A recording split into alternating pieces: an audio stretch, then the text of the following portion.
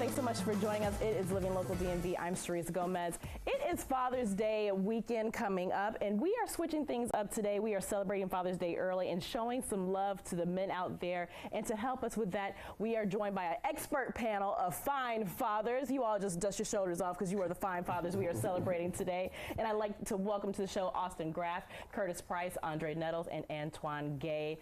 First and foremost, gentlemen, happy early Father's Day. Thank you. How's everybody feeling today? Feels good to be a dad.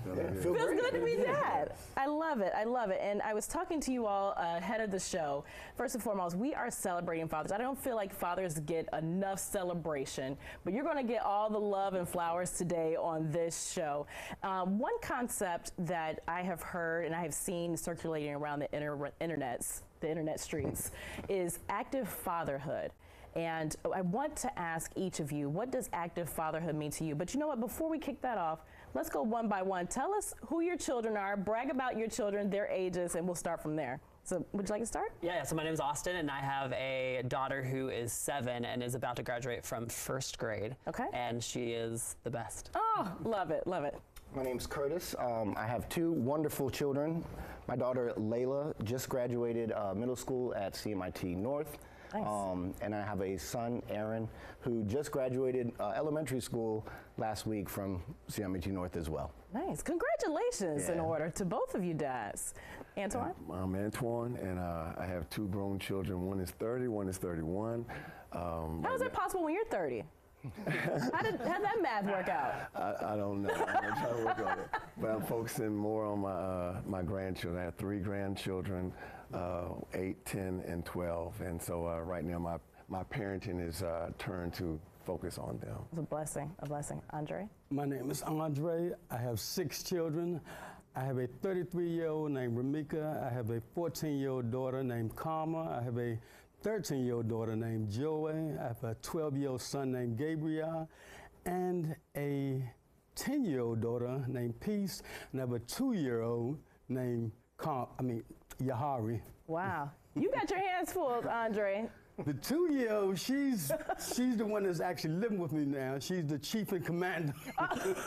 Commander-in-chief at 2 years old. Commander-in-chief. I love it, I love it. Yeah. Well, Andre, I want you to kick things off with active fatherhood. As you said, you have 6 children, and you're a single father, correct? That's correct. Tell me what active fatherhood means to you, and tell us a little bit about District Dads. Active fatherhood means to me, it's actually showing up, being present, making them feel worthy, being in their life in every way you can. As far as District Dads, it's a program that's been put together by Martha's Table, and it brings fathers together, whether they're single or just, they could be in a relationship, but it brings fathers together and we talk about how conflict resolution, maybe with your ex, or how to spend more time with your child, reading to them, showing them love. That's the core. Showing your child love, I mean, whatever it may take. Picking them up, throwing them up, going out playing in the yard with them, whatever. Love is the key component that you want to make them feel. And in all aspects. Absolutely, love. Absolutely. And Antwaun, I saw you shaking your head. So tell me how you're active fathering and grandfathering. Piggybacking again on what my man said, love is the most precious things we've been given, and children need it, and they need it especially from a father. I mean, mothers are definitely, we already know, are nurturers, but they need to receive that love of a father, that affirmation, and time is the other thing that is so precious. We can get caught up in working and careers and things like that, and sometimes our own little activities, but that time with our children, especially coming from a father, is very vital. And in my book that I wrote, I talk about the things that a kid can go through, a child can go through, and especially boys, when father isn't there, or that lack of affirmation. And sometimes we go through our life trying to look for that, and we can mess up other relationships because of what we didn't get from our father. Now, Antwaun, you're giving out free advice now. You're going to have to charge you. That's a very expensive real estate there to talk about the pivotal position a father plays. Austin, you are a girl dad. And just like Antwaun said, dads play a very important role. How do you feel how important it is to be a girl dad and being an active role in your daughter's life, which I see you guys have a blast on social media, first and foremost. I'm jealous. You guys go out there and you're really taking active fatherhood to another level.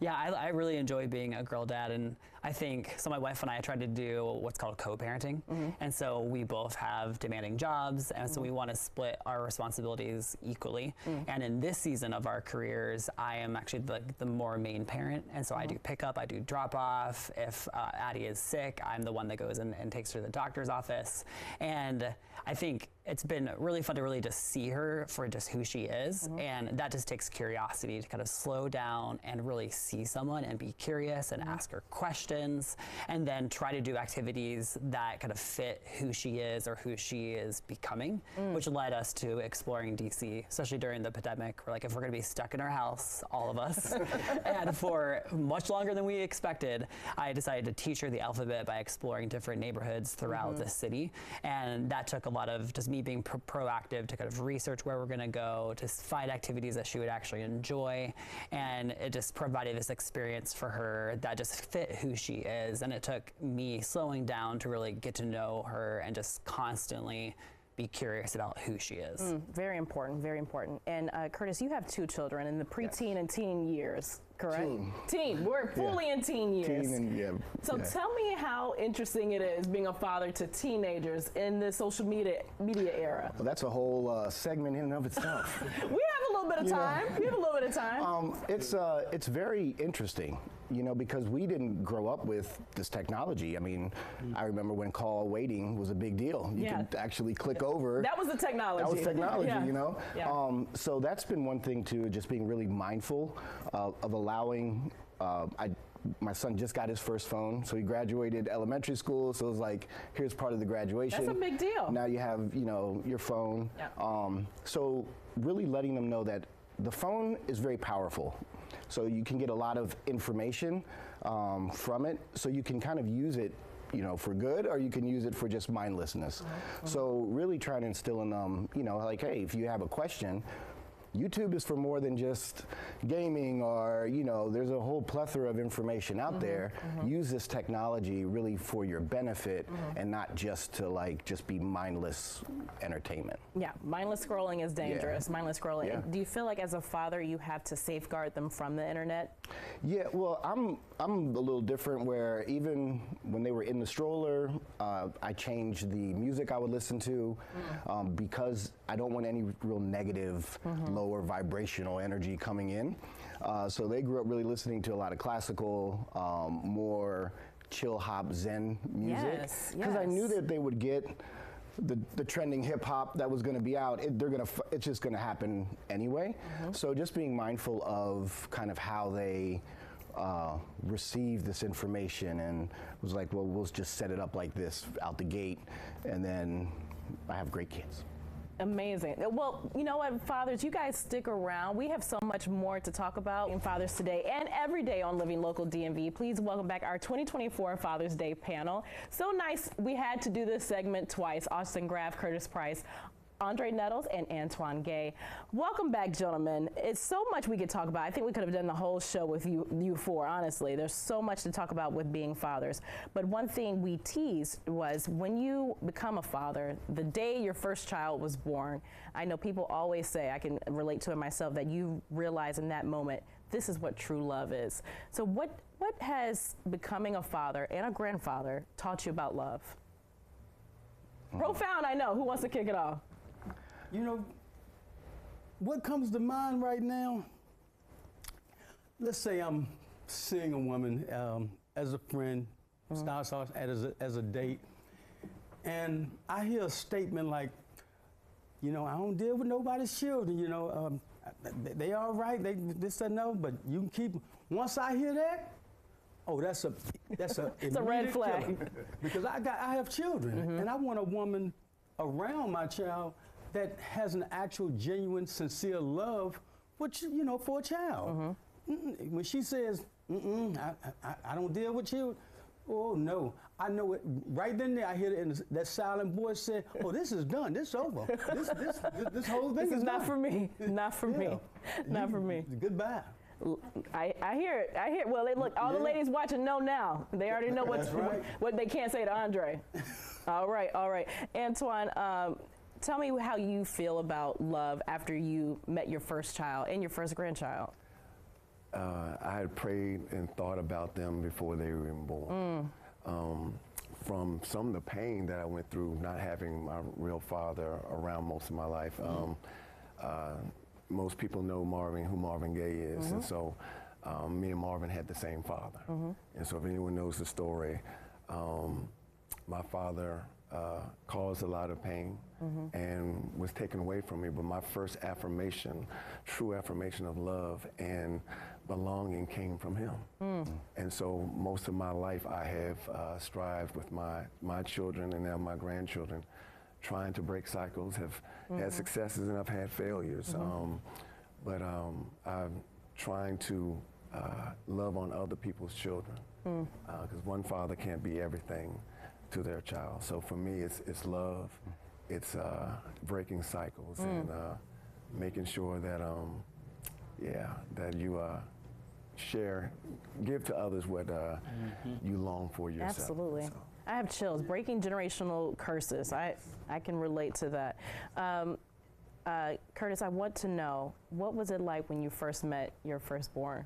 So when I first met my daughter, it was a very, very emotional, and she opened her eyes, and it was just like, this is my joy. Yeah. My mom said I floated out of the waiting room. So it was just it's kind of an inexcribable experience because this is my daughter. And the love that you feel is just like, anything that I can give and do is for her, my son too. But, but yeah, it's just, you have to experience it. Right. You really have to experience that and to be present and to be through my wife's, the stages of getting ready to give birth and everything that led up to that moment. And then, she arrived. Amazing. Yeah. Curtis, I love the girl dads. I'm a fan of girl dads. So tell us about the first time you met your daughter and how that changed your life. Yeah, it really did change my life. So I'm someone that does not love change, and having a child is a massive change. The biggest. The biggest. So I was honestly very nervous to meet her, but everyone said the moment you see her, it will be different. And I found that to be true. Like right after she was born, the doctors had to go and kind of make sure she was okay. And so I went over there and I would hum this song when she was in the womb. And I started humming that song, and she just looked at me and she grabbed my finger, which is a very natural response for a baby, but I thought it was this special connection. And that's when I truly could say, wow, I love you and I just met you. And I was more okay with that big change in my life. Oh, I love it. This is like a warm and fuzzy panel. I love it. And quickly before we leave, gentlemen, tell us one piece, quick advice, one-liner advice to new dads and how people can follow you. Whoever likes to start. Yeah, so quick advice is enjoy every moment, especially when they're young and you can swaddle them, because eventually they're going to unswaddle and be off running. So really enjoy each moment, that you get through those stages, because a lot of times we want to be fast or they're going to grow up fast, but every moment. And then you can follow me at Curtis Price Live at Instagram. Okay. Antwaun? Yes, same thing. Impart love to your children. Impart love and be available for them. And to me, it's the most important thing that you can do, and role model that for them.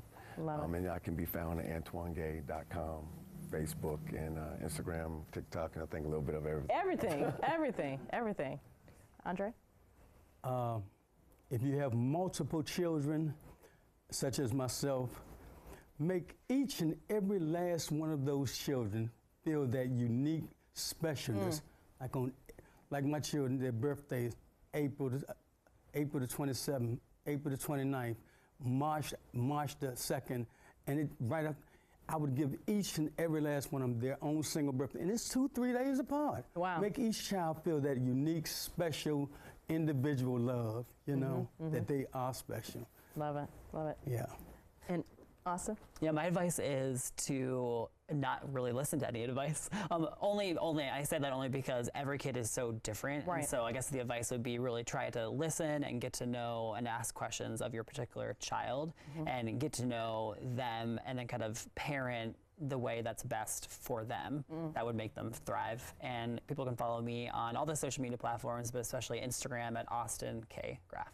Love it. Well, gentlemen, again, happy early Father's Day. We're giving you all your flowers. I hope you all have an amazing weekend filled with restaurants and pampering and everything. You deserve it all. Thank you so much. Thank you. Thank you. Absolutely.